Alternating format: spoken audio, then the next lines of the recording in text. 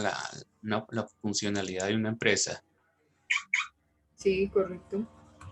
Ajá. Claro, que es la estructura organizacional. Cuando uno tiene una estructura organizacional, pues necesariamente tiene como que todo garantizado. ¿Y por qué tiene garantizado? Tiene garantizado tanto los flujos de información como las dignidades dentro de la organización, y eso a su vez sirve para identificar, por ejemplo, quiénes son los superiores, quiénes son los subalternos, quiénes son los iguales, con quién hacemos un determinado XY proceso. El organigrama y la función, el manual de función determina cómo va la gestión de la organización en general, y entonces uno la mueve dentro de ese esquema. Para nosotros los comunicadores es fundamental tener un organigrama para saber cómo se mide, por ejemplo, cómo hacer un mapa comunicacional. El mapa comunicacional te mide cómo te comunicas con tus subalternos, cómo te comunicas con tus jefes, cómo tu jefe se comunica contigo, cómo te comunicas con el igual, cómo el igual se comunica con su subalterno, cómo es la información que se genera desde el punto de vista circular que va abrazando toda la organización. Entonces hay unos determinados movimientos en comunicación que si no existiera un organigrama, pues uno no sabría jamás cómo fluye la comunicación. Entonces, eso es muy importante. Nosotros tenemos que conocer, digamos que la filosofía de esta asignatura, aparte de identificar a las personas dentro de la organización, qué es lo que las puede afectar, qué aspectos nosotros tenemos que tener en cuenta, qué implica, por ejemplo, el empoderamiento en las personas, qué implica ser líder dentro de la organización, eh, cómo las personas están motivadas por distintos intereses, cómo el poder actúa.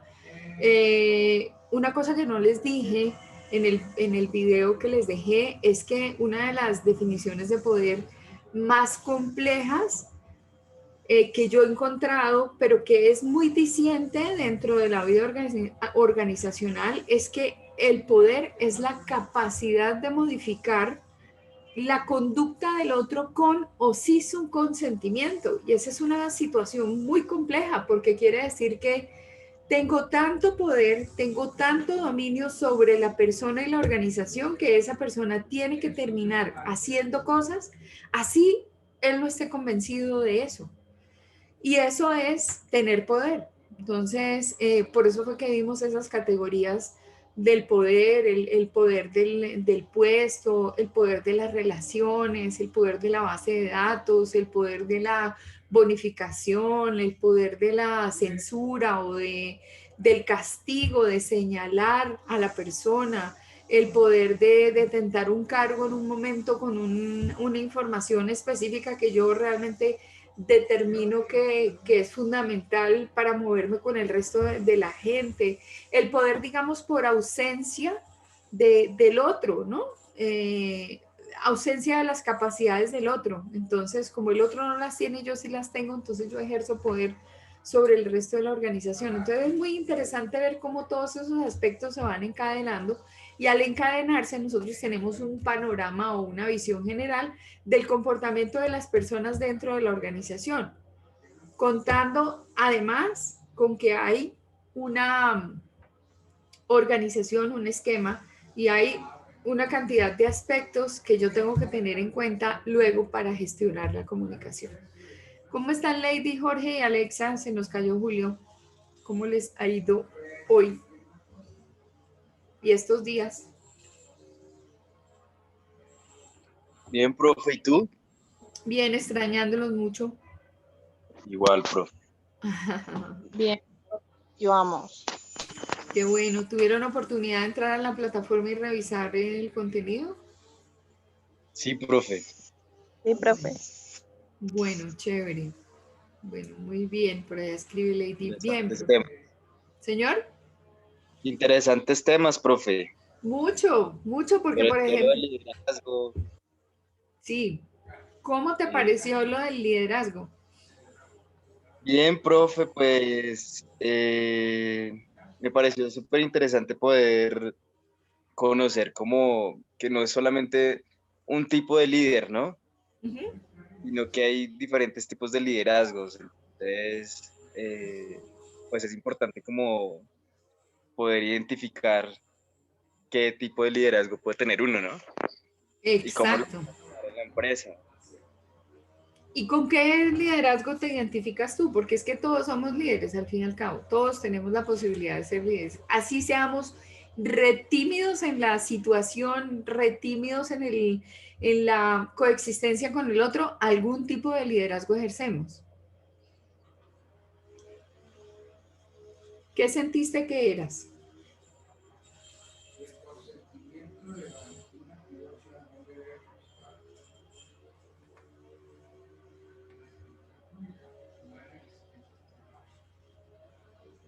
Jorgito.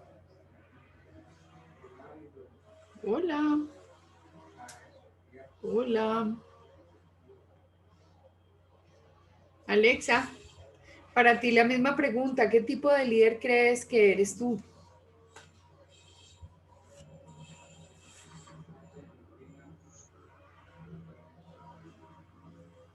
Profe, pues, ay, ahorita no me acuerdo de los conceptos que había leído, profe, Ujú. pero soy, por así por encimita, soy un líder de que pues trata de ayudar a las personas, ¿sí? O sea, no soy como un jefe, sino un líder a seguir. Trato de dar mis propios pasos y que ellos sigan mis pasos, pero ayudándolos a ellos mismos. No los dejo atrás, sino voy camino con ellos. ¿Y qué pasa cuando tú ejerces esa función? Entonces, ¿solamente miras hacia las personas o también estás custodiando lo que pasa con la compañía? No, miro los dos puntos. Ok, El punto a favor, que es la compañía para hacerla subir en, en punto de que sea exitosa. Y también de los compañeros que a la vez también sean exitosos y que crezcamos de la mano. La compañía ayude y nos ayude. Y nosotros ayudarlos a ellos. ok. Ese es un poquito el modelo de liderazgo colaborativo, en la medida en que tú estás impulsando a las personas, que sería un líder orientado a las personas, ¿sí? En parte también hay algo así como de liderazgo transformacional, donde yo logro que la persona no se quede atrás, sino que de alguna forma se involucre con los destinos de la organización y se involucre con sus propias competencias para que brille, para que todo lo positivo aflore sobre sí mismo. Y entonces el que le está ayudando eres tú. Entonces tú, el jefe, tú la persona que estás con ellos diciéndoles, mire, tiene que fortalecer esto, tiene que salir adelante, vamos, usted puede, pero al mismo tiempo estar custodiando lo que son las gestiones que debe desarrollar la compañía. Entonces ahí hay varios tipos de liderazgo. Por eso es que yo siempre les digo que no es que exista un tipo de liderazgo, ¿no? Y que uno esté inamovible. No, es que uno puede tener varios estilos de liderazgo. Lo que hay por detrás, que es lo más importante, es que hay un liderazgo. Entonces, en ese caso, hay un liderazgo orientado a las personas, un liderazgo transformacional con las personas y con la organización, y un último nivel de liderazgo que es el colaborativo. Y el colaborativo es que entre todos nos ayudamos para salir adelante. Eso es lo que de pronto no habías logrado definir. Y Jorgito, que se nos cayó la señal y nos quedamos sin tu comentario. Sí. ¿Qué me decías, profe? Qué pena, no alcancé a... No, que te estaba preguntando que si habías podido identificar qué tipo de líder eres tú. Ah, profe, el que va orientando a las personas, si no estoy mal, Ajá. orientado a las personas, Sí. creo que me identifico con eso. Ah, ok. Y pues como natural, ¿no? Como que siempre, desde que estaba en el colegio, me ha gustado como ser líder. Ah, ok. Y pienso que también para uno ser líder tiene que hacerse con las personas, como que es un Ujú, trabajo en equipo. claro. Ahí hay un liderazgo, como tú lo dices, un liderazgo natural, pero también hay un poco de carisma, porque de alguna forma el carisma nos lleva a tener unas determinadas situaciones que nacen con uno, o sea, condiciones que nacen con uno, y uno logra impactar a las personas y logra irradiar como esa energía para que se volteen a mirarlo a uno y decir, oiga, qué chévere seguir a Jorge, porque Jorge es un buen líder. O sea, él por sí mismo brilla, él tiene unas condiciones muy buenas, qué bueno ese ejemplo. Entonces, eso es lo que pasa con ese liderazgo. Y Lady, ¿qué lograste identificar de los liderazgos?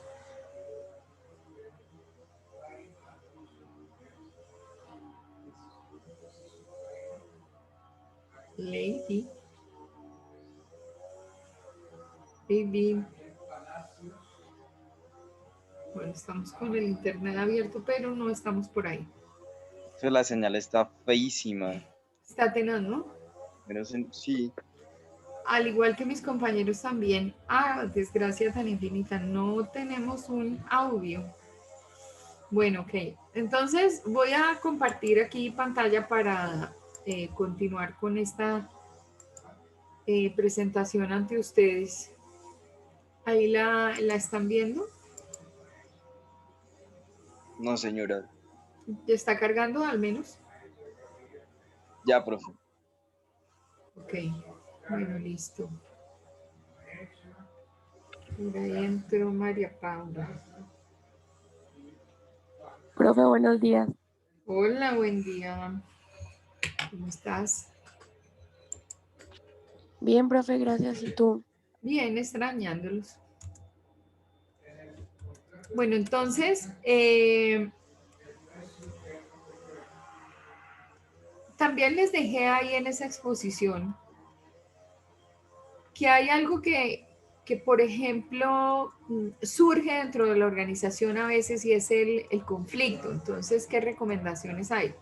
Lo primero, pues analizar cuáles son los problemas que hay. Esto es una gestión muy propia de quien ejerce un liderazgo o de igual de la gestión de comunicación desde el punto de vista que no todo en las compañías es color de rosa y tenemos que tener por lo menos un parámetro para poder ayudar desde comunicación a que las organizaciones superen las etapas que les están ocasionando inconveniente. Entonces, pues lo primero que es recomendable es analizar el problema. Lo segundo, establecer un criterio para encontrar una solución al problema. Luego, generar una acción que nos lleve a la solución del problema. Definir un plan, aplicar la solución y hacer seguimiento a la salida escogida y verificar la efectividad de esto. Esto se los voy a poner a ustedes a gestionar a partir de lo que es su trabajo final, que se llama evaluación de desempeño. La evaluación de desempeño es algo que se hace permanentemente en las organizaciones, que debería hacerse específicamente por el hecho de cumplir con unos momentos de evaluación de la organización que son de carácter regular. Por ejemplo, un momento de evaluación en el primer semestre del año y un momento de evaluación en el segundo semestre del año. No recurrir a que la evaluación de desempeño sea una tarea que se desarrolle cuando el individuo, entre comillas, da papaya, ¿sí? O sea, que la persona tuvo un conflicto, la persona tuvo un problema con alguien que se denomina su jefe, la persona tuvo una falla en el desarrollo de su trabajo y entonces como mecanismo de sanción entre comillas, la compañía le hace una evaluación de desempeño. ¿Y para qué le hace la evaluación de desempeño? Para determinar si la persona debe irse de la organización o no debe irse de la organización y tener un argumento de carácter legal para que en el caso que tenga que destituir a la persona del cargo, tenga una herramienta y diga, listo, yo la despedí porque no cumplió, la despedí porque falló, la despedí porque hice una evaluación de desempeño y esto no lo tenía trabajando bien. No, esa es una herramienta que no se debe utilizar para eso. Sin embargo, en muchas empresas, yo diría que en la gran mayoría, la evaluación de desempeño se establece como una herramienta sancionatoria, y la herramienta no es sancionatoria. La evaluación de desempeño es una herramienta de crecimiento y de apoyo a las personas dentro de la organización para que alcancen sus metas y objetivos, y de la misma manera la compañía lo pueda hacer. Entonces, ¿uno qué hace? Uno dice, bueno, entonces nosotros tenemos una evaluación de desempeño que implica tales y tales y tales aspectos a revisar. Entonces, hay un aspecto que es muy importante para la compañía. Como dice en los valores corporativos, es que nosotros somos cumplidos. Listo.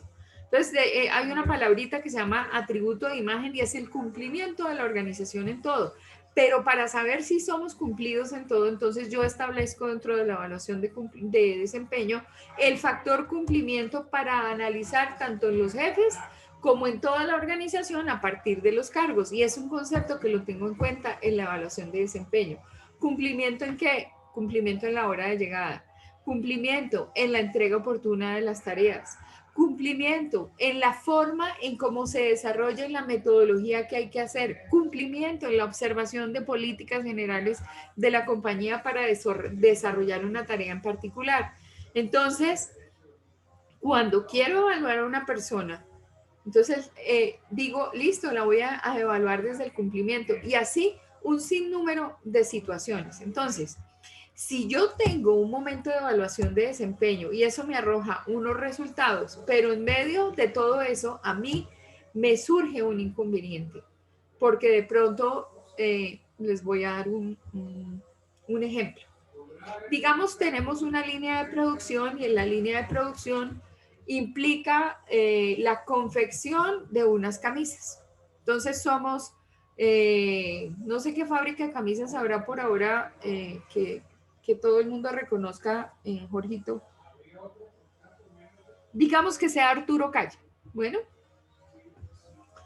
resulta que yo tengo en Arturo Calle una persona que es compradora de materiales. Entonces es el encargado de comprar unas determinadas telas. Pero para hacer una camisa no solamente se necesita tela, se necesita pues un patrón a partir del cual la tela se va a cortar. Necesito una máquina de coser, pero la máquina de coser por sí sola no hace las cosas si no tiene un hilo.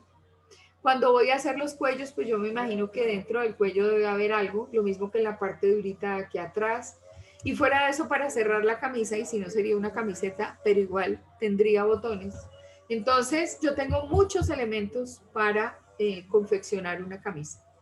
Pongámosle que la compañía, en un momento determinado, por ejemplo, en el mes de octubre, se quedó sin telas, porque no había telas. Entonces definió agotar el inventario con respecto a las telas que tenía.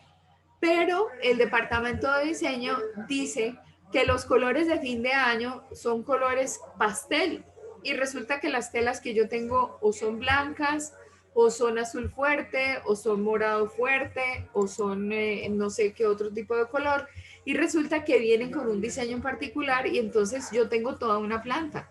En esa planta tengo personas que cortan, en esa planta tengo personas que cosen, en esa planta tengo personas que pegan botones, en esa planta tengo personas que hacen un toque final a lo que es la confección de la camisa como tal.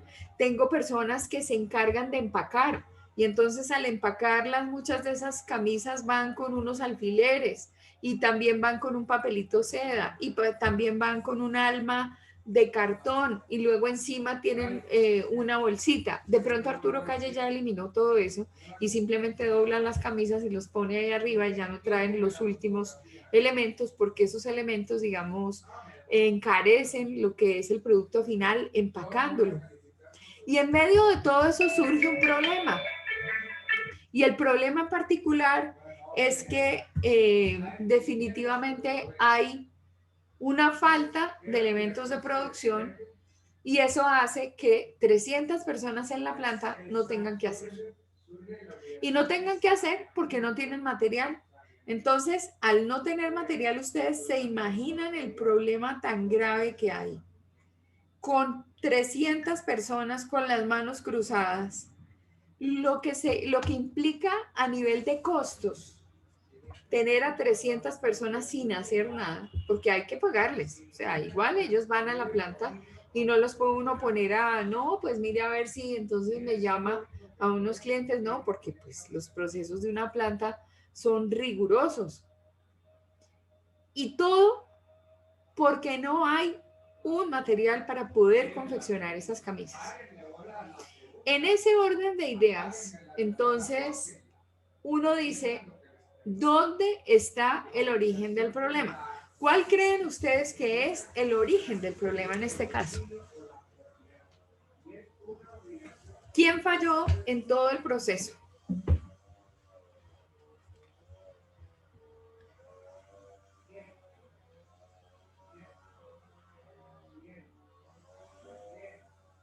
¿No se les ocurre, Julio?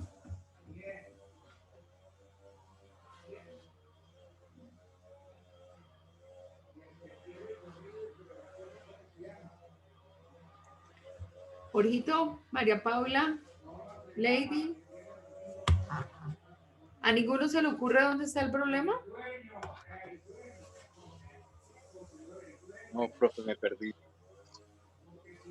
Pero ¿sabes qué problema estoy evidenciando? ¿O no? No, profe. ¿Y María Paula sabe de qué problema estoy hablando?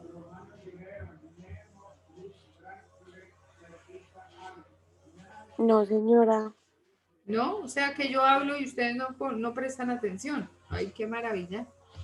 Lady, ¿de qué estamos hablando?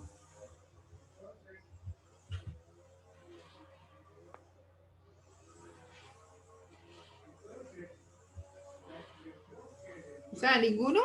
Les voy a pedir el favor que abran las pantallas porque necesito saber que están ahí.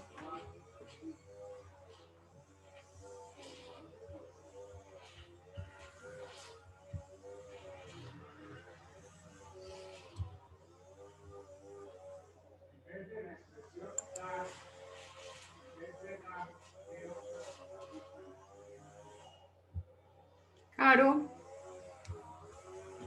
Profe, yo estoy acá, pero es que no estoy en fachas. Pero yo estoy acá, te estoy escuchando. ok, entonces, ¿cuál es el problema?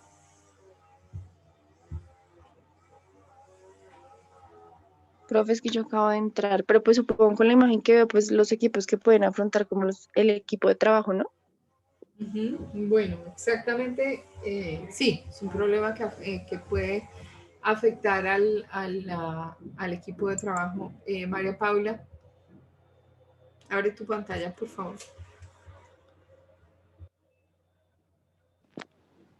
Profe, estoy en pijama. ¿No ven que es que ustedes sí son el colmo? Estamos gravísimos en la actitud para poder asumir una clase. Esta es la parte negativa, qué pena que se los diga, la parte negativa de la virtualidad. ¿Qué tal que yo estuviera sin bañarme los dientes, sin peinarme y adicionalmente en pijamada todavía para dictar la clase? ¿Ustedes qué sería lo primero que dirían?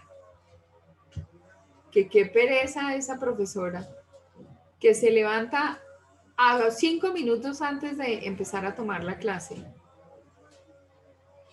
y no tiene, digamos, un concepto claro de lo que es su responsabilidad. Esa es la parte negativa que ha tenido esta virtualidad, donde no estamos, digamos, de cuerpo presente. Cuando estamos en presencialidad, pues sí, llegan y llegan con sueño y de pronto se duermen en la clase, pero pues están ahí. En este caso, uno habla como el loco del pantano y expone cosas y cree que ustedes están prestando atención y de alguna manera están con una actitud positiva frente a la asignatura. A mí me parece muy aburridor. Yo no soy normalmente de las personas que están reclamando ese tipo de cosas. Hay profesores que sí. Y lo logran a las malas. Y yo creo que hacen bien. Creo que hacen bien. Porque dejar el criterio pues en la responsabilidad y que estoy allí pues ¿qué saca uno? ¿Quién es el que pierde? Pues el estudiante, porque no está ubicado y porque pierde su tiempo y su plata y su todo. Entonces, pues es bastante, digamos, causa desilusión en uno como profesor, causa, no sé, un impacto negativo de ver por falta de actitud, ver que las personas no aprenden. Yo finalmente ya tengo muchos años de experiencia en esto y mi tema me lo sé. Y sé afrontar tanto los problemas de comunicación en una organización como sé leer la organización, pero ustedes no y lo van a necesitar. Una clase como esta no la van a encontrar sino en esta materia, porque tiene un contenido específico y les va a hacer falta para comprender el resto de procesos en la parte organizacional. Entonces sí les pido el favor de que se pongan a tono con lo que es la responsabilidad de tomar una clase virtual. Este año podría llegar a ser que hubiéramos perdido un año. Y eso es muy triste porque es que obviamente esto no es gratis para ustedes. Y lo que uno ya perdió en la vida lo perdió y no lo recuperó.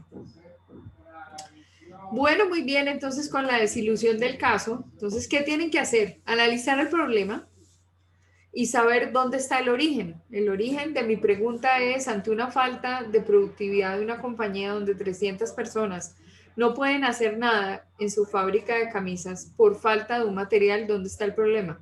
Pues en el suministro de los materiales. ¿Quién fue el que falló? El de compras. ¿Quién fue el que falló? El de la entrega. No sé quién. En la cadena pueden ser muchas razones. Puede ser la gente que esté afuera porque se hizo el pedido y nadie lo llevó. Se hizo el pedido y tienen demoras. Entonces, ¿de quién depende? Del gerente que compra. Del gerente que compra, que tiene que agarrar a su proveedor de las cucurumácaras y decirles, mire, yo no puedo sobrevivir con una planta abierta, con 300 personas de vacaciones, sin hacer absolutamente nada, porque eso le cuesta a la compañía. Entonces, cuando ustedes van a hacer una evaluación de desempeño, necesitan saber qué está pasando con las personas, tienen todas las herramientas necesarias, que eso es establecer el criterio para la solución.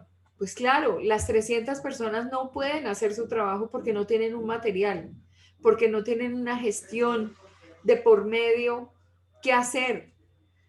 Obviamente, esto determina que hay unas acciones para conseguir esa solución. Entonces, es entregar una capacitación a la persona que compra, una capacitación a la persona que entrega, una capacitación a todo el mundo en general para saber qué implica el no traer una materia prima para la confección de una camisa y dejar parados a 300 sin hacer absolutamente nada y pérdidas millonarias para una empresa. Obvio, tengo que definir el plan y si defino el plan, de pronto implica reestructurar aspectos importantes en el proceso que tengo de la compañía o cambio a las personas o planifico mejor la situación de compra, porque básicamente el núcleo o el origen del problema está en la compra. No está en nada más, en la compra o puede estar en el suministro porque se quedó embodegado y los de bodega no fueron capaces de entregarle a planta la materia prima para la confección. Entonces, cuando analizo el problema y reviso realmente dónde está el cuello de botella, considero unas acciones que nos llevan a la solución, defino un plan de acción y dentro de ese plan de acción puede haber múltiples cosas, o reestructurar el proceso, o cambiar de proveedor, o cambiar a la persona que trabaja conmigo, o hacer una capacitación para identificar cuáles son esas políticas que deben cumplirse para que la planta no se pare. Luego aplicar las soluciones y después de un tiempo posterior hacer un seguimiento para verificar la efectividad de lo que hice. Eso se llama una evaluación. Esto a nosotros nos puede generar, digamos, un conflicto. Entonces hay una fase de surgimiento donde, pues obviamente, hay presión, hay desacuerdos, hay incomodidad para desarrollar la tarea, se polariza la comunicación porque en los momentos de conflicto normalmente la gente no habla en un tono en el que debe hablar. Entonces, si no está normal, está de mal genio, está hablando de forma agresiva, utiliza palabras detonantes. Entonces, también puede ocurrir que las personas tomen partido, no, pero es que este jefe es una rata, no, pero es que como así, no, pero es que como nos van a dejar sin material. Y entonces ahí realmente van surgiendo distintas condiciones. Por eso se llama la fase de surgimiento en las etapas de conflicto. Luego viene una fase de refuerzo y entonces allí, en esa decisión que toma el líder, los integrantes de ese grupo identifican que el líder tiene la razón o que tomó una vía para hacer un correctivo, que es la que hay que cumplir. En muchas oportunidades uno no sabe por qué el líder toma esa decisión, pero la toma y ahí hay que apoyar la decisión del líder porque pues estamos supuestamente trabajando en equipo. ¿Qué tal que al líder se le ocurra en ese problema de esas 300 personas con brazos caídos sin material para confeccionar? Se le ocurra despedir a todo el mundo en la planta, pues es una locura. Obviamente los equipos tienen sus ajustes y obviamente no se va a despedir al que nada tiene que ver. O sea, los que no recibieron el material, ¿cómo pueden ser sancionados si ellos no tienen la culpa? Entonces, se dice que cuando el equipo está cohesionado, experimenta pocos desacuerdos porque todos piensan de una misma manera. Es decir, están alineados y están totalmente comprometidos los unos con los otros y entienden qué es lo que está pasando entre los unos y los otros. Hay otra etapa que ya vendría a ser la de tomar unas decisiones para salir del cuello de botella en el que me encuentro. Entonces, ¿qué tipo de decisiones existen? Una, el consenso. Tomar una decisión colectiva en la que todos los miembros del equipo están dispuestos a apoyar, que es cuando a veces a uno le hace, digamos, feliz el hecho de que la organización se sensibilice con el problema que tiene la compañía. Entonces dicen, no, es que nos tenemos que poner la camiseta, si tenemos que venir el sábado, si tenemos que venir el domingo, entonces pues vamos a hacer algo, no tenemos material para trabajar, pero se nos ocurre que si el material va a llegar el viernes, entonces paremos jueves y viernes y venimos sábado y domingo sin cobrar una hora extra, sino como si fuera la remuneración de día entre semana, y nos ponemos al día con la confección. Con eso la compañía no incumple con los pedidos y no incumple con el suministro a sus clientes de lo que es ya esa materia prima de telas confeccionada y vuelta a camisa. Entonces, todos están dispuestos a ayudar y se puede hacer una posición. Es una reacción unánime. Culturalmente, por la naturaleza del grupo, mucha gente cree en esa fórmula. Mucha gente cree que es la mejor vía de asumir un conflicto. Entonces, tiene cosas muy positivas. De la misma manera, así como trae cosas positivas, todo tiene su yin y su yang, también tiene inconvenientes. Entonces, se requiere demasiada cooperación y entendimiento, y cuando digo eso, en ese ejemplo, las 300 personas toman la decisión de ir a trabajar sábado y domingo, pero de pronto hay personas que dicen, no, es que yo no tengo quien me cuide los chinos en sábado y domingo. ¿Cómo van a tomar una decisión de esas que están loca? Pero hay dos alternativas, decir, bueno, listo, vamos para esa, yo miro a ver quién me cuida a los hijos, quién se encarga de ellos, se los voy a llevar a mi mamá, a una tía, a la abuela, al que sea, pero yo trato de cooperar con la organización, pero puede ser que también haya otros que digan, no, qué pena, pero yo, es que mejor dicho, yo no puedo salir de mi casa porque mi esposa trabaja en fin de semana y yo no tengo a quién dejarle a los niños y yo no puedo colaborar con eso por más de que quisiera. Entonces, obviamente, en la toma de decisiones del consenso, tiene que haber cooperación y entendimiento.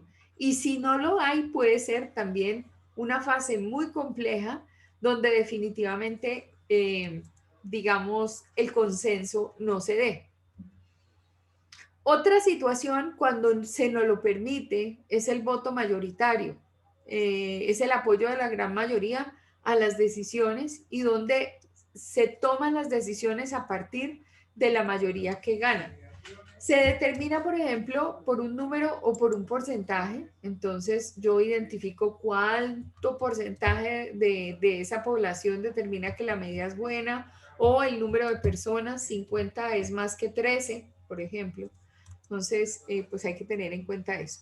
Ese de la votación es un método funcional cuando las decisiones son menores, pero yo no puedo poner a votar a las personas en una organización, en una planta de producción, y simplemente les tengo que decir, ¿sabe qué, hermanito? Si usted quiere que esta empresa no se quiebre, usted tiene que venir a trabajar el sábado y el domingo. Ahí es donde realmente uno ve cómo esas decisiones que son polémicas, que son decisiones graves que hay que tomar en la organización, pues tienen algún tipo de sentido, y en ese sentido, digamos, no cabe el voto, porque cabe el voto cuando las decisiones no son tan fundamentales, cuando no, pues es que ustedes qué prefieren, salir a vacaciones los últimos días de diciembre o salir a vacaciones los primeros días de enero. Entonces la gente vota y dice, no, pues entonces el 25% de la población dijo que era mejor salir en diciembre y llegar a hacer inventarios en enero. Otros, que son el 75%,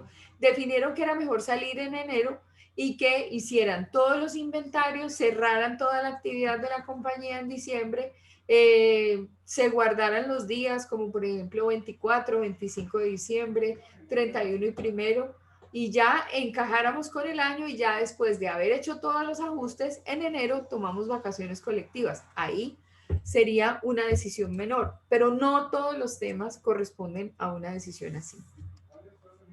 En grupos o en equipos grandes, dentro de la masa perdedora, puede generarse insatisfacción o resentimiento, y se pueden alterar los aspectos motivacionales de este reducto. Entonces, lo que hay que tener en cuenta es que cuando las personas toman esas decisiones y las decisiones afectan la emotividad de los vinculados a la organización, es algo que tendríamos que entrar a trabajar por sensibilización, por entendimiento, por capacitación, y ahí pues se le deja a los comunicadores la creatividad de qué hacer dentro de la organización para que las decisiones que se tomen generen el menor impacto posible dentro de la organización y todo el mundo siga con el ánimo al 100 sin necesidad de tomar reto. La decisión minoritaria, por ejemplo, se presenta cuando un pequeño grupo toma una decisión que no es avalada por la mayoría. Entonces, pongamos que, listo, llamaron a los jefes de departamento y los jefes de departamento son en menor cantidad, obviamente, un grupo que de alguna forma representa la opinión, pero que entre comillas de pronto tomó una decisión que no era popular. Esa decisión que no es popular y no es avalada por la mayoría, por ejemplo, llamaron a los jefes para decir si se tomaban vacaciones colectivas o si se tomaban vacaciones, pues cada vez que se nos cumpliera el periodo, y ellos analizaron y dijeron, no, es que yo preferiría que pasara esto, desde mi punto de vista de la fábrica, yo preferiría que pasara aquello, y ellos toman la decisión. Ahí la mayoría es la gran cantidad de subalternos que están desarrollando los trabajos y que de pronto dicen, no, pues sí, son las decisiones de los jefes, pero no se las avalamos. A eso es a lo que se llama una decisión minoritaria, o sea, no cubre la gran cantidad de personas avalando, por ejemplo, por votación o por consenso, lo que podría ser una toma de decisiones. Eso es pues exactamente lo que estoy diciendo, se da con frecuencia en situaciones de negocios y cuando unos pocos representan a la masa grande. Estas minorías deben contar con un apoyo y respaldo. Entonces, los que toman las decisiones deben ser entendidos. Por ejemplo, una situación clásica dentro de este cuadro es cuando los líderes de las centrales obreras y los representantes de los trabajadores del país se juntan en una mesa de negociación con el gobierno y acuerdan el porcentaje de aumento del salario mínimo. Y ese porcentaje de aumento del salario mínimo tiene implicación en muchas cosas. Hay muchos contratos de arrendamiento donde se dice que el valor a incrementar fue el porcentaje acogido A comienzos de año o a final de año, pues básicamente en estas fechas, creo que no han definido cuál es el salario mínimo, ¿no? ¿Cuál es el aumento del salario mínimo? Julio, que siempre está enterado de las cosas, ustedes que saben. Yo estaba un poco lejana de estas decisiones. Esta semana escuché que no, profe, estaban debatiendo a ver en cuánto sería el salario mínimo del inmigrante. Pero ya se sentaron Casi a lo mismo, negociar. ¿no? ¿Se sentaron a negociar? Están en conversaciones, sí, profe. Ok, entonces eso puede llegar a establecer que las centrales unitarias de trabajadores podrían estar pensando en que el aumento del salario mínimo podría llegar a ser entre un 6 y un 8%. Eso determina también, ese índice determina, por ejemplo, cuál puede ser el incremento de un inmueble arrendado. Y eso es una pauta para determinar los precios. Eso es son una cantidad de reglas económicas, pero esa sola decisión hace que las empresas, por ejemplo, tengan que pagarle a las personas un porcentaje más porque cambiaron de año y porque hay un incremento. Fíjense ahorita en lo que implica la pandemia, cuando todas las compañías, más o menos alrededor del 67% de las compañías o han quebrado o han desaparecido del mercado, es decir, quebraron y siguen luchando, o desaparecieron del mercado o están en unas condiciones completamente graves. Ese es un porcentaje muy alto. Eso quiere decir que solamente el 30% de la población sobrevive en condiciones normales. A todo el mundo en la pandemia algo le han quitado o le han bajado el sueldo en el 20%, o le han quitado su trabajo o lo han puesto sujeto a que, por ejemplo, esté el 50% del tiempo laborando y el otro 50% no laborando. Ha sido un año muy difícil donde económicamente, por ejemplo, ahorita tomar una decisión de incremento del salario mínimo es una decisión mayor. ¿Y por qué es una decisión mayor? Porque eso determina, ese incremento salarial determina el incremento salarial no del salario mínimo, sino de todos los salarios vinculados a la organización. Ese porcentaje implica el aumento en los cánones de arrendamiento. Ese porcentaje implica aumento del costo de vida porque el costo de vida es que las cosas van a costar más. Entonces, como van a costar más, entonces le van a subir a los productos de la canasta familiar, le van a subir a una cantidad de cosas que nosotros necesitamos. Entonces, ahí hay unas implicaciones de carácter económico que de alguna forma esa decisión que esa minoría tome va a impactar a toda la sociedad. Por eso es que por estos tiempos todos los trabajadores, todas las federaciones, todos los sindicatos, todos, absolutamente todos, están pendientes del incremento.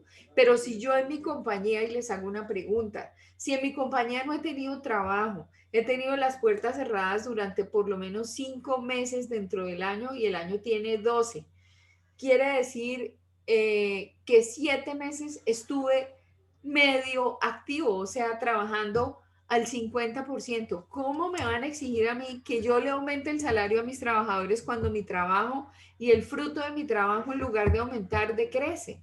Entonces son discusiones un poco complejas. Yo me imagino que en este momento asumir ese porcentaje es una cuestión de orden mayor. Ese es el típico ejemplo donde diríamos que las decisiones de las minorías deben contar con apoyo y respaldo. ¿Por qué? Porque es que ellos de alguna forma estuvieron en la mesa de negociación, estuvieron hablando con el gobierno sabe perfectamente cómo más se va a meter la mano al drill, pero si el país no es viable desde el punto de vista económico, en las condiciones en las que está y que la economía en lugar de crecer un tanto por ciento va decreciendo un tanto por ciento, pues cuesta trabajo tomar la decisión. Ese es un buen ejemplo para dejarles a ustedes en claridad qué implicaría la decisión minoritaria. Otra cosa que puede pasar cuando se toman decisiones es llamar a un experto, y como el experto conoce de los temas, entonces se le deja la toma de decisión al experto. El experto ya trae una experiencia acumulada y el experto conoce una cantidad de implicaciones que pueden tomar las decisiones, que pueden tener las decisiones que se toman. sabe perfectamente que cosas que, por ejemplo, se implementan tienen una reacción contraria automáticamente. Entonces, se toman las decisiones basándose en las opiniones y orientaciones del líder.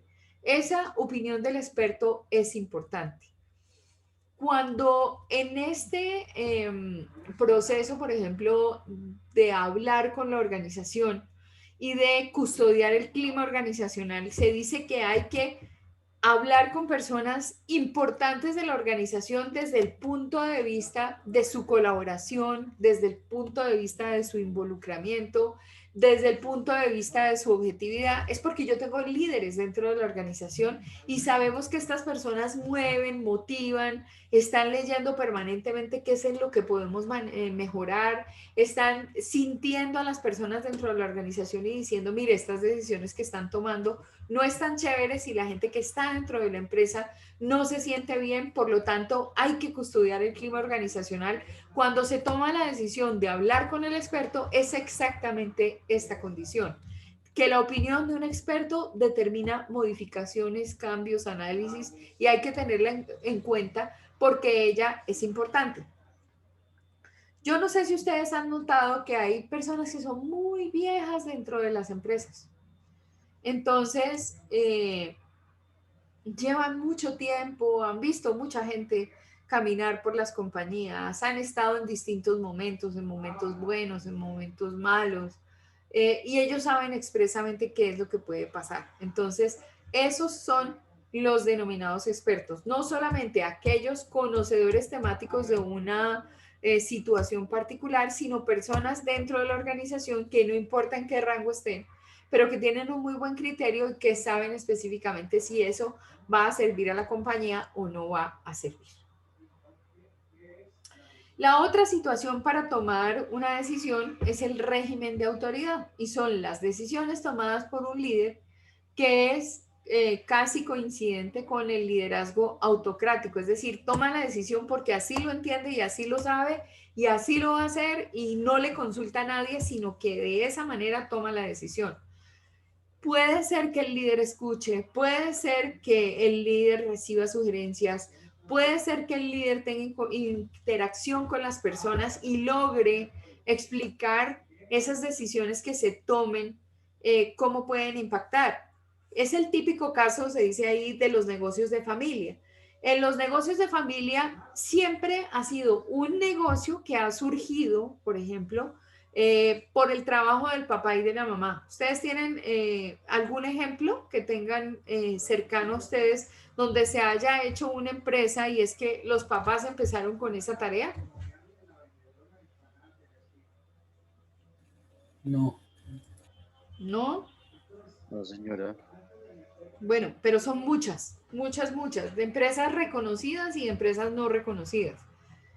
Por ejemplo, la empresa de Arturo Calle es porque el señor Arturo Calle empezó con esa confección. Baterías Mac es porque el señor Mejía empezó con un negocio similar. Si quieres, Julio, por favor, puedes ir buscando la historia de Baterías Mac, que está en YouTube. Sí, señora. Fíjense que hay otras empresas, Crepes y Waffles. Una pareja de esposos definió hacer crepes y waffles y finalmente terminó siendo un negocio familiar porque están involucrados dos personas del matrimonio y hicieron crecer el negocio. Pero van involucrando a los hijos, los hermanos Grajales, que eran Luis, María y no me acuerdo cómo se llamaba el otro. ¿Recuerdan que había una marca que era Grajales? Sí, señora. Productora Aviatur. Aviatur también. Ya el señor Jean-Claude ya relegó todo el mando al hijo, Sammy Besudo. Sí. Exactamente. Entonces, ¿qué pasa con ellos? Ellos toman decisiones,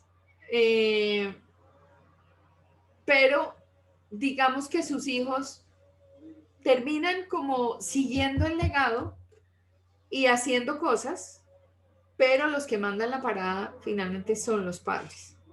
Entonces, no sé si ya encontraste en la historia Baterías Mac. Sí, que está en Montpirri. Baroni, acá contándolo Baroni. Entonces, ¿ya comparto? Sí, espera. Make co-host. Listo. Ya, ahí voy.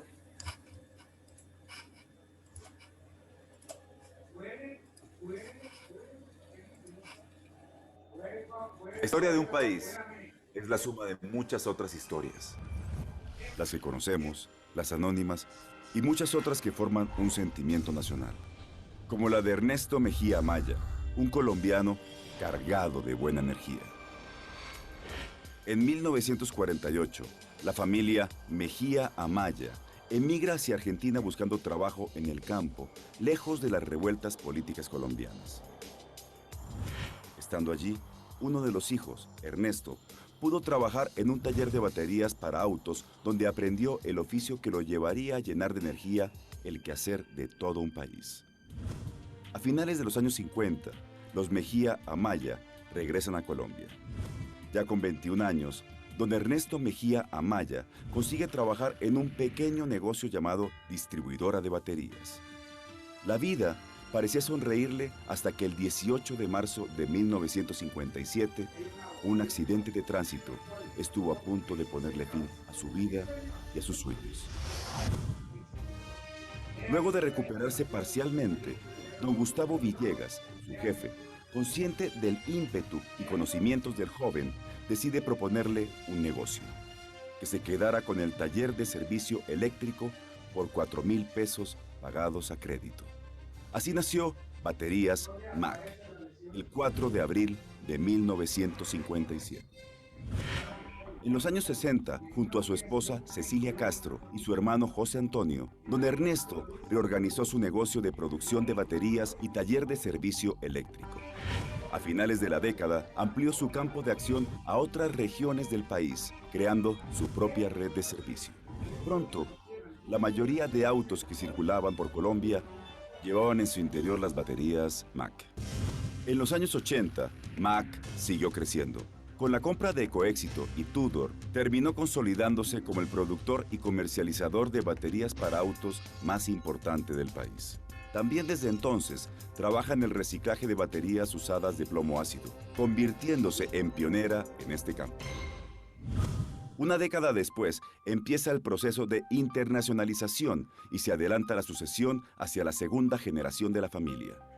Para el 2007, Mac inaugura el proyecto de expansión y mejoramiento de su planta de producción a la altura de las más modernas de Latinoamérica. Hoy, Mac lleva productos orgullosamente colombianos a más de 25 países del mundo. Todo gracias a la energía, fuerza y empuje de su gente. La misma energía que un día inspiró a don Ernesto Mejía y que ahora mueve al país. Un país que hoy cumple 200 años.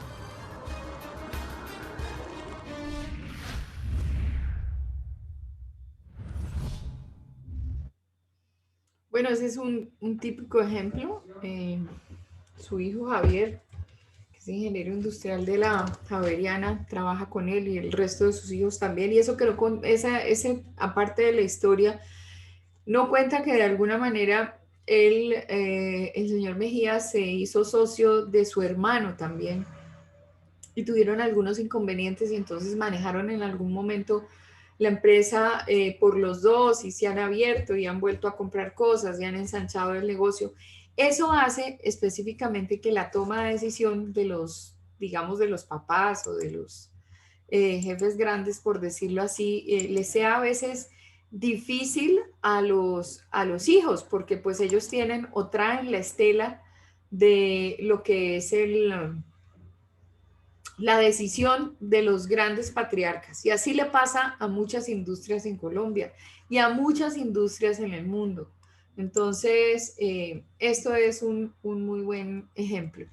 Entonces ahí el régimen de autoridad, finalmente uno toma decisiones porque yo soy la autoridad, porque soy la cabeza y porque yo empecé mi negocio hace muchos años y porque de alguna forma las decisiones que yo tomo son las decisiones que deben tomarse y los hijos terminan adoptando situaciones. Conclusiones finales de equipo. Los integrantes de un equipo, por ejemplo, tienen claras las metas individuales y grupales. O sea que hay una cohesión entre lo que es el pensamiento de la compañía y el pensamiento de cada persona al interior de, digamos, la organización. Las tareas son adecuadas para soluciones conjuntas y no particulares. Como quien dice, si tengo conocido cómo es mi organigrama, sé quién depende de quién, tengo claros los flujos de información, tengo claros los procesos, tengo clara la meta, tengo clara la visión, qué es lo que debo hacer, tengo claro el plan estratégico, tengo claro el plan estratégico de comunicación, tengo claro quién apoya y quién no apoya y cómo debo custodiar ese clima organizacional. Pues lógico que todo se da bajo una condición de normalidad y las decisiones que se toman son decisiones acertadas para la organización, ayudadas por el gran conglomerado de personas que trabajan, y son decisiones institucionales, más no son decisiones particulares. Entonces, es importante. Los individuos deben tener claro el papel que asumen dentro del equipo y lo aceptan. O sea que para que yo tenga una diferencia entre un grupo y un equipo, es que yo no trabajo como Cuzumbo solo y me mando solo. No, yo estoy de acuerdo con que mi cargo pertenece a una función específica y que las metas a alcanzar con mi cargo son A, B, C, D, E, F, G, y estoy de acuerdo en que yo lo que tengo que poner a prueba son mis capacidades para cumplir con esas funciones que me han sido delegadas y las acepto porque tengo plena conciencia de estar trabajando dentro de la organización y las acepto y eso no tiene la menor discusión. El grado de dirección del líder coincide con el grado de habilidad general. Entonces, obviamente, un jefe nunca puede ir llevando a la organización con algo que no pueda soportar, con algo que no pueda alcanzar. Por eso es que una misión se construye en equipo y todo el mundo contribuye a que desde su cargo la misión se cumpla. Por eso es que en cada cargo hay un manual de funciones y ese manual de funciones determina qué es lo que yo debo hacer y determina qué capacidades y qué competencias tengo para hacer. Entonces ahí está el ser, el saber hacer, el saber ser. Entonces están las condiciones de las actitudes, de las aptitudes, de cómo conozco mi trabajo, de cómo soy una pieza para ayudar a desarrollar y no un talón de Aquiles ni un palo en la rueda. Entonces les recuerdo que vimos nosotros en un video. ¿Qué clase de gente tienes tú vinculada al equipo? ¿Recuerdan los que iban en la carreta? Sí, que correcto. Había uno que trababa. Había uno que traba el proceso, otro que medio ayuda. Cargado. Sí, exacto, uno que iba cargado. Y eso lo encontramos siempre. Cuando ustedes miran a su curso, siempre hay un personaje de cada uno. Hay uno que está empujando para que las vainas salgan bien. Hay otro que de pronto sí colabora, pero no colabora. Cuando tienen que hacer algo, entonces sí lo traigo, pero no lo traigo. Son como el chavo. Hay otros que, ay, había que traer. Hay otros que, no, yo traje, pero traje lo que no servía. ¿Cómo así? ¿Era para hoy? Y así sucesivamente. Entonces ustedes identifican qué personas tienen dentro de su equipo. En este caso, por ejemplo, cuando se trata de un equipo, y no se trata de un grupo, sino de un equipo empoderado, que fue uno de los temas que les dejé para que revisaran, un tema que actúa bajo condiciones de liderazgo, pues obviamente todos los integrantes están en libertad de participar y todos llegan hasta donde llegan porque quieren llegar allá. El equipo, por ejemplo, recibe, proporciona y usa retroalimentación sobre su eficacia y productividad. Como quien dice, está atento a escuchar, no se pone en problemas ni, como decían en una novela donde actuaba Mayarino, que era un señor que vendía zapatos, que no me acuerdo cómo se llama. No, es que este se delicó. No, pues no se delican por nada, o sea, no se ponen ahí como, todos especiales porque les dijeron, no, todo el mundo está dispuesto a recibir todas las opiniones porque de esta manera se puede crecer. Esa no es exactamente la posición de las personas que trabajan con el Estado, ¿cierto, Jorge? Ni con el distrito tampoco. Que todo el tiempo está uno tratando de que encajen en el movimiento de la rueda y nunca se puede lograr eso.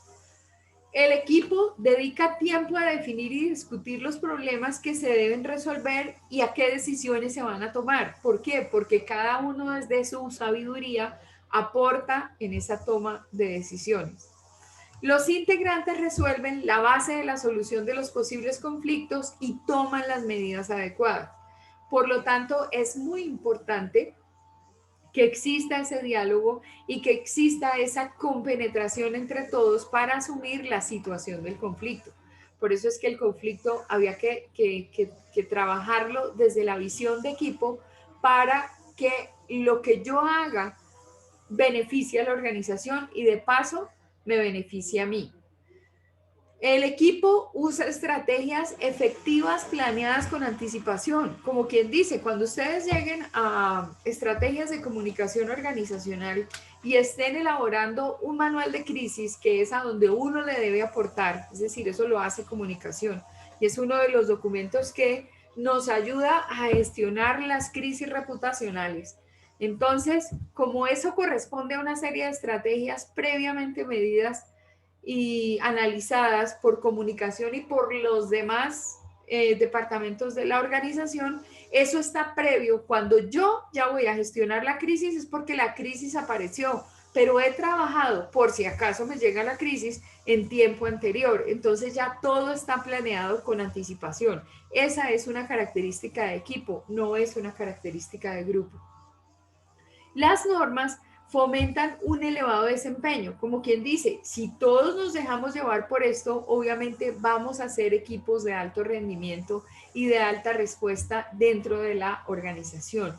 Nos cohesionamos más fácil, alcanzamos las metas de forma rápida, buscamos permanentemente la cooperación. Y empecé esta clase preguntándoles si habían visto los videos y habían visto los contenidos que les había dejado y habían identificado qué tipo de líderes son. Y entonces de pronto me estaban comentando que cuando toman decisiones en el trabajo, pues igual lo hacen pensando en las personas, pero pensando en lo que es bueno para la compañía también, lo que quiere decir que es un liderazgo orientado a las personas, pero también estamos dentro de características de liderazgo colaborativo o de cooperación, que es el que permite que todos salgamos adelante. En los periodos de dificultad se buscan formas efectivas para manejar la situación. ¿Cuándo ocurre todo esto? Pues cuando las metas personales están alineadas con la organización. Cuando a mí me gusta mi compañía, cuando yo de alguna manera doy todo lo que tengo que dar porque estoy convencida que la compañía vale oro, cuando estoy convencida que la compañía está saliendo adelante, cuando estoy convencida de que la compañía poco a poco se va a ir cohesionando. Allí las cosas surgen cuando hay alineación de la persona con la organización. Me gusta lo que estamos haciendo, me gusta cómo vamos avanzando, me siento partícipe, si la compañía gana, yo también gano. Entonces, esas cosas suceden. El trabajo en equipo, el liderazgo, el empoderamiento, la claridad sobre el poder, la cohesión de la organización como estructura, tener la definición perfecta de cada cargo de acuerdo a su competencia, el crecimiento individual, bueno, tantas cosas, todos los temas que hemos visto en esta asignatura se dan cuando las metas personales están alineadas con la organización. ¿Tienen algún comentario con respecto a esto? ¿Algo que puedan concluir de manera importante ahorita?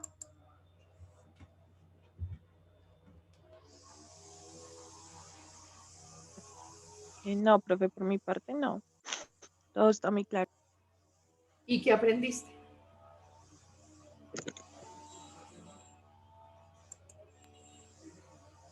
Profe, pues que de todos modos, o sea, en el campo organizacional, pues que la idea es una organización de uno mismo y esa organización llevarla al punto en que uno la vaya a hacer, ya sea en el trabajo o en el familiar.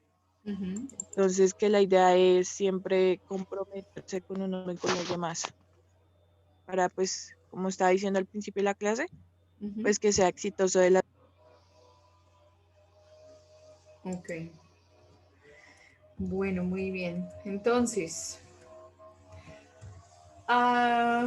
voy a mostrarles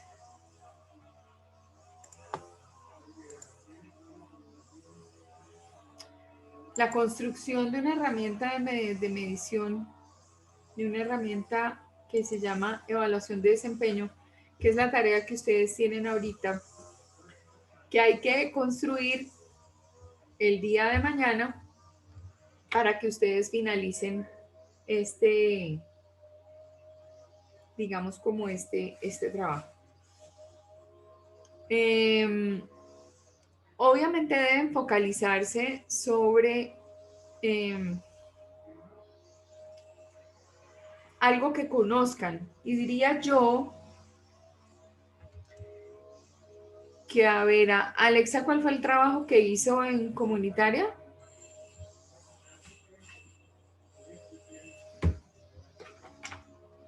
El blog de mi barrio, que se llama Para mí, para todos. Sí, estaba en Fontibón. No, profe, es en el Garcés Navas. Ah, en el Garcés Navas. Ok. La de Fontibón creo que fue Carolina y Lady, si no estoy mal. Creo que sí. Sí, profe. Lady y Caro están en Fontibón. Ok. Julio. Profe, yo también estaba con ella. Señora. Yo también lo hice con ella en Fontibón. María Paula Fontibón. Ok. Julio está con ¿cómo es que se llama este? Le Macarena, Fiorella. Macarena. Localidad Santa Fe. Localidad de Santa Fe. Jorge está con Chapinero. Renaciente, sí, señora. Chapinero Renaciente. Denis está con Abuela Tita. Daniela, perdón. Sí, profe. Fundación está con... ¿Cómo es que se llama la fundación? Se llama Fundación Mamatita. Mamá Tita, ok. Mamá Tita. Vale está con Doggy in Home, pero ella estaba con su página, ¿cierto? Que no la Sí. volví. ¿Estás por ahí, Chinita? No, es que no ha podido ingresar, profe, que tiene problemas con el Zoom. Ella te Ok. mandó un WhatsApp. Ah, ok, sí, es que yo no he mirado el... ¿Quién más? ¿Cómo estamos con...? Faltaría Jackie, que Jackie lo hizo con la comunidad de ella. Exacto, esta es, ¿cómo es la de...? Ay, sí, que está allá ¿en dónde es que es? Muy bien hecho ese trabajo, entre otras. En fin, bueno, tenemos claro que ustedes tienen esta herramienta, ¿cierto? Ustedes están trabajando desde una empresa de comunicación que le está dando visualización a estos sectores poblacionales, ¿sí? Y hagan de cuenta que su empresa de comunicación tiene que entrar en una evaluación de desempeño, ¿sí? Entonces, lo que tienen que pensar de aquí a mañana es cómo se llama esa empresa de comunicación que ustedes tienen, donde gestionan imagen para estas comunidades, que significa para ustedes un proyecto productivo y que obviamente me imagino que tendrán a su servicio, aunque ustedes ahora todo lo hagan, pero vamos a tener una situación hipotética.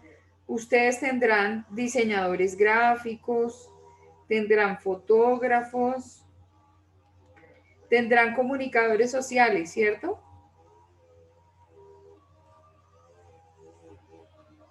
¿Alguno ha soñado ya con crear su propia empresa? Sí, señora. Sí, profe. Ok, si no han soñado vale la pena que sueñen porque en parte Sé que de pronto Jorge sí, porque él desde ningún punto de vista quiere ser empleado. ¿Sí o no? Sí, profe, pues digamos que siempre he pensado eso entre las empresas. Ok, listo. Entonces, a esa empresa le van a poner un nombre. A esa empresa de comunicación le van a poner un nombre. Y le van a crear un organigrama, donde obviamente ustedes están a la cabeza. Y pondrán pocas personas. Digamos que tienen al diseñador gráfico, al fotógrafo, tienen a 2 comunicadores más, tienen un practicante y tienen uno pagado, ¿sí? Un egresado pagado.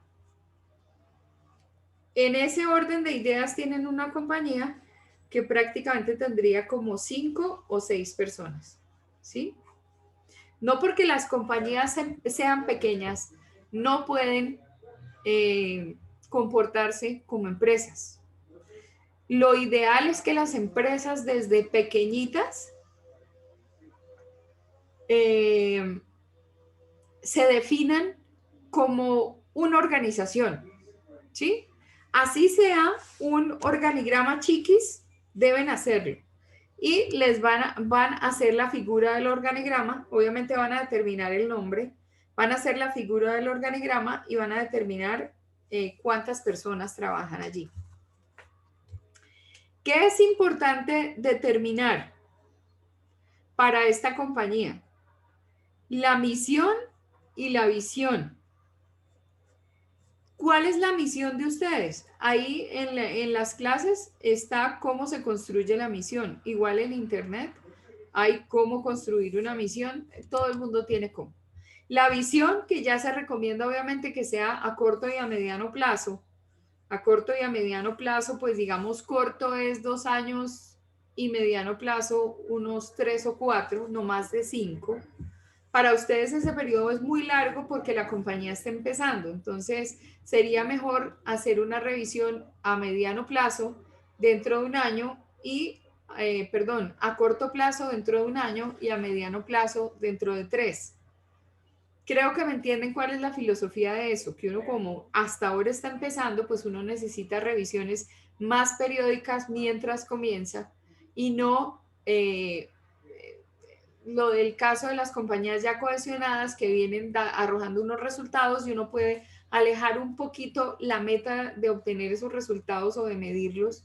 Y por eso se habla de 5 años, pero para ustedes 5 años sería una eternidad porque al principio las compañías cambian mucho.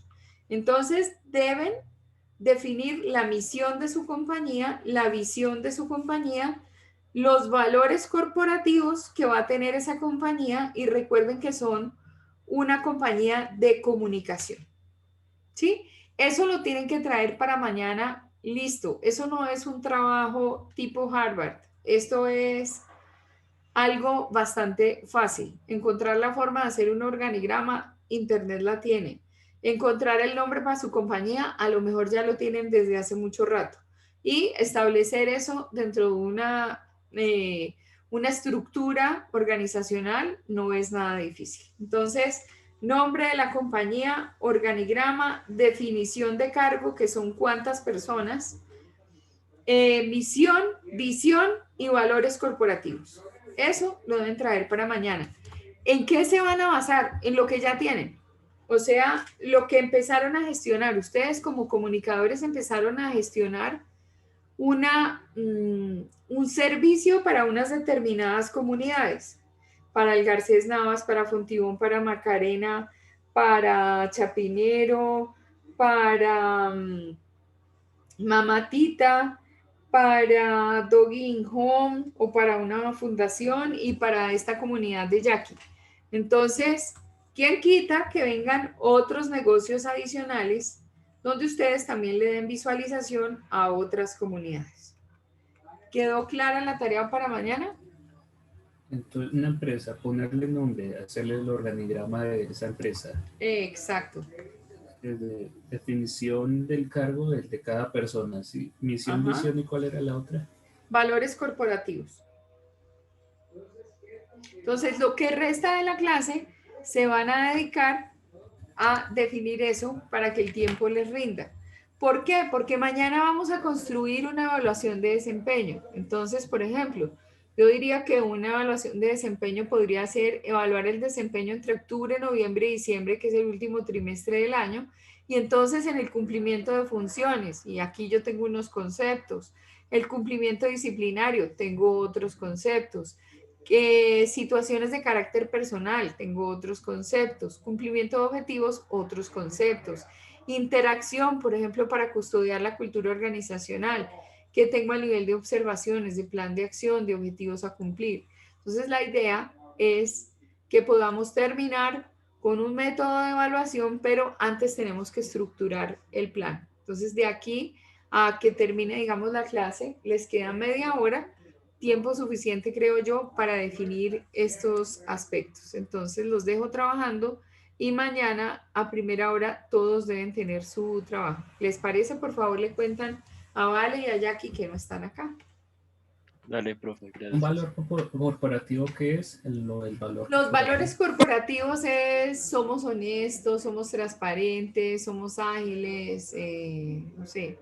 También, si lo buscas por internet, te aparecen cuáles podrían ser los valores corporativos. Eso vas a encontrar millones. Pero pues a ti te queda fácil pensar en cuál es el valor de tu compañía. O sea, nadie le puede a uno decir cuál es el valor de la compañía, pero pues porque uno la construye, ¿sí entiendes? Entonces uno sabe cómo va a ser su compañía, qué valores debe tener. ¿Todos entendieron la misión? ¿Qué es lo que tenemos que tener para mañana? Sí, profe. Bueno, Sí. listo. No, mi visión era de cómo es a corto y a mediano plazo, pero la misión otra vez, por favor. La condición misional es lo que yo voy a hacer, a lo que me voy a comprometer. Entonces, soy una oficina de comunicación y prensa que gestiona visualización y credibilidad reputacional para todo tipo de empresas. Esa podría ser una definición de tu compañía. Tu misión sería darme a conocer en un posible sector, por ejemplo, de clientes y obtener 10 negocios o darme a conocer en el sector de no sé qué será. Por lo menos yo podría pensar que podrías no solamente impactar la comunidad de Macarena, sino las de al lado. Entonces, agrandar tu círculo, ¿sí? Están en unas posiciones muy distantes. Por ejemplo, unos están en Fontibón, otros están en Chapinero, otros están en Macarena. Entonces, tus barrios aledaños podría llegar a ser impactar 2 o 3 localidades más, ¿sí? Es concretamente a dónde quieres llegar. Y visión, ¿cómo te ves en 3 años? A lo sumo. Siendo reconocida, bueno, tantas cosas que pueden pasar. Igual, en las clases está cómo se construye la misión, cómo se construye la visión. Tienen que buscarlo en la plataforma y ahí dice específicamente. Sin embargo, en la sesión de hoy les voy a dejar material para construir misión, para construir visión y cuáles son los valores corporativos. Eso se los dejo ahí. Y cómo construir un organigrama. Se los dejo ya mismo en la sesión de hoy. Profe, una pregunta. ¿Y la empresa, no importa si es grande, pequeña, o sea, no importa? No, no importa. Es decir, debería ser la de ustedes, pequeña, pero si quieren trabajar con una que ya conocen grande, como para donde tú trabajas, podría llegar a ser. Yo lo digo es porque no todos tienen experiencia corporativa y no están trabajando en este momento. Y podrían... Profe, pues es que yo estoy, pues hace poco con mi pareja, saqué como una empresa como de desayunos, detalles. Entonces, esa es mi pregunta, si lo puedo hacer sobre Eso, también lo puedes hacer con tu empresa, claro. Sí, Ah, ok, súper, listo. lo Gracias. puedes hacer. Si ese es el caso de alguien, adelante. Lo que importa es hacer el trabajo, definir nombre, definir organigrama, definir qué personas trabajan en la organización, definir Misión, definir visión y definir valores corporativos.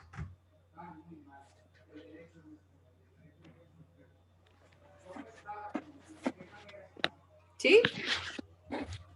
Vale, Sí, profe. profe. No, profe, muchas gracias. Bueno, muy bien. Entonces ya les dejo el material colgado en la plataforma ahora mismo para que tengan herramientas para poder elaborar su trabajo. ¿Ok? Vale, sí, muchas gracias, profe. Ok, entonces manos a la obra. ¿Listos? Y no, gracias.